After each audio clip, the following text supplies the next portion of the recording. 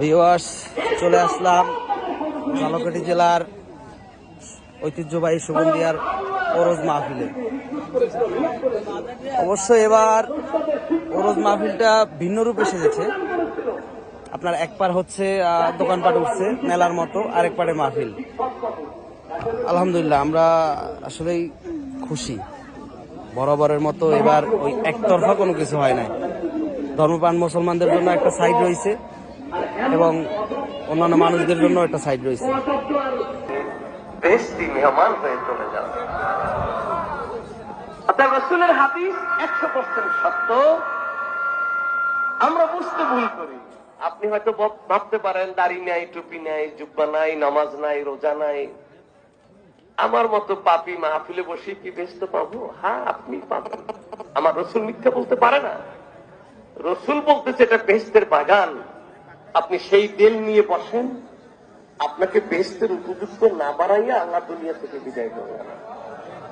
অর্থাৎ এখানে অনেক বড় বড় বক্তারা আছে, আমার আগেও অনেক এই কথা রাসূলের জানের শত্রুরাও স্বীকার করেছে। আবু জেহেল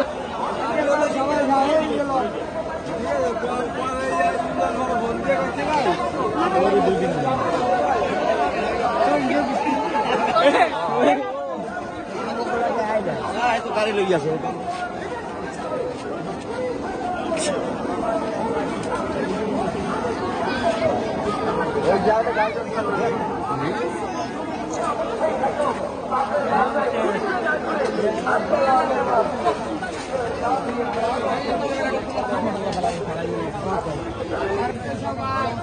পানের দোকানদার পান